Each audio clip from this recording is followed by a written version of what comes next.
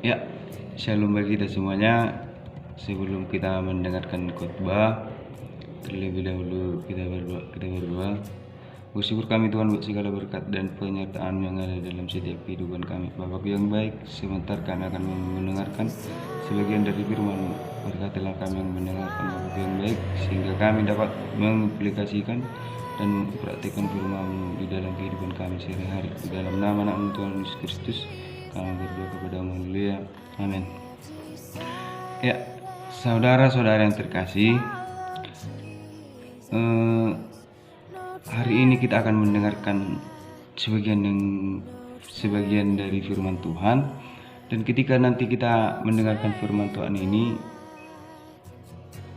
marilah kita sama-sama mengaplikasikannya, mempraktikkannya di dalam kehidupan kita sehari-hari. Amin. Mari kita buka firman Tuhan yang tertulis di dalam Yeremia 17 ayat 7. Ya, sudah banyak tentu yang mengetahui isi ayat firman Tuhan ini, yang berisi, diberkatilah orang yang mengandalkan Tuhan, yang menaruh harapannya kepada Tuhan. Ya, saudara-saudara yang terkasih dalam nama Tuhan Yesus, kita akan mengangkat tema dari nats Alkitab kita ini, Tuhan Sang PHB. Ya, bukan berarti pemberi harapan palsu ya. Tuhan Sang PHB artinya Tuhan Sang Pemberi Harapan Pasti. Amin. Saudara-saudara yang terkasih dalam nama Tuhan Yesus, rahasia doa yang terjawab atau harapan yang dikabulkan oleh Tuhan ialah orang yang mau mendekatkan dirinya kepada Tuhan. Orang yang selalu mengandalkan dirinya, orang yang selalu menyerahkan kehidupannya di dalam Tuhan, maka Tuhan juga akan memberkati kehidupannya. Amin. Semakin dekat kita kepada Tuhan atau semakin dekat kita dengan Kristus, maka doa kita atau harapan kita akan segera dikabulkan oleh Tuhan Yesus. Amin.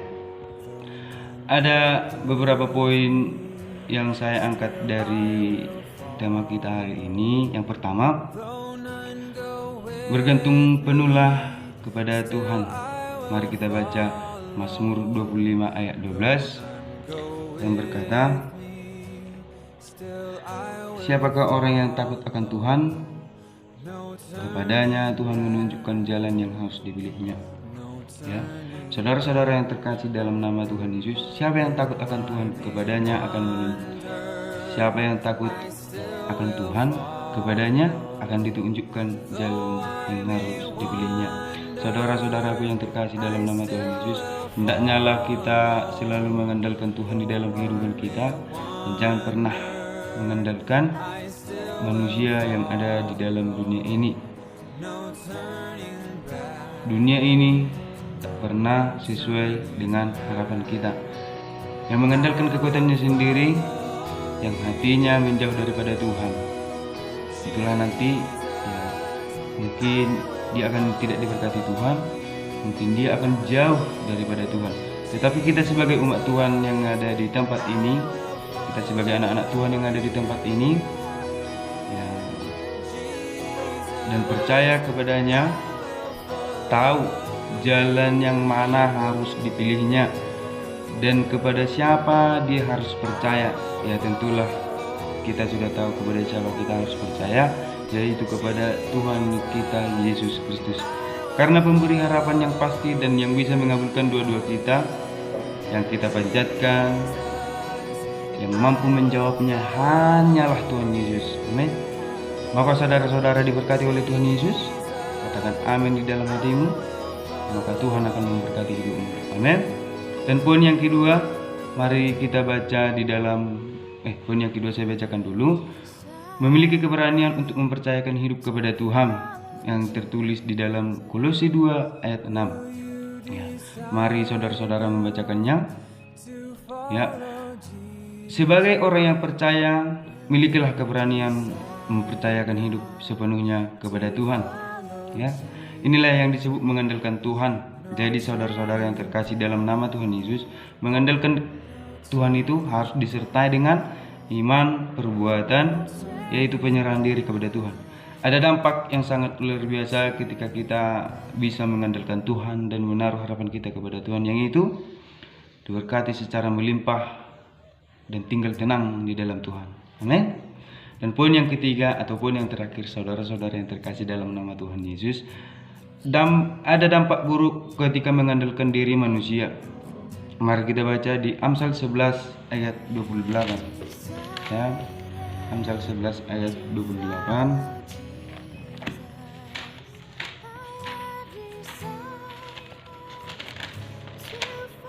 Ya, firman Tuhan mengatakan, siapa yang mempercayakan diri kepada kekayaannya akan jatuh, tetapi orang yang benar akan tumbuh seperti daun muda.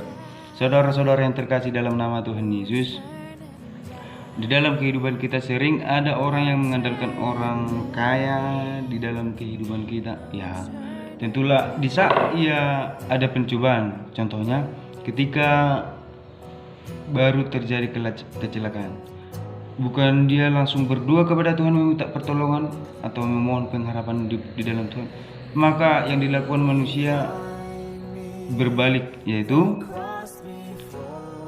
meminta pertolongan kepada manusia. Ya mungkin karena banyak duit, hartanya banyak, ya gitulah, berpengharapan kepada orang kaya. Tetapi itu salah, saudara-saudara yang terkasih. Maka yang saya bilang tadi yang pertama, pengharapan atau doa yang terkabulkan adalah Tuhan Yesus lah yang mampu mengabulkan itu semuanya. Amin. Jadi saudara-saudara yang terkasih dalam nama Tuhan Yesus, tetaplah setia kepada Tuhan, ya.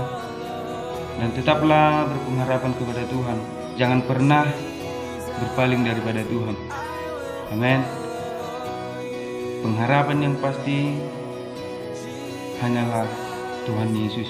Tak ada yang lain, karena siapa yang berpengharapan teguh kepada Tuhan, dia pasti akan diberkati Tuhan. Amin. Sampai di sinilah firman Tuhan hari ini. Kita berdoa. Bersyukur kami Tuhan buat segala berkat-Mu yang ada dalam setiap kehidupan kami. Bapa yang baik, kami sudah mendengarkan firman-Mu, sebagian dari firman-Mu.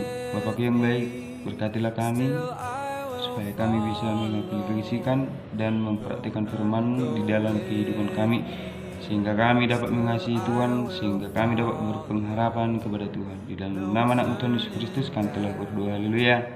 Amin. Shalom.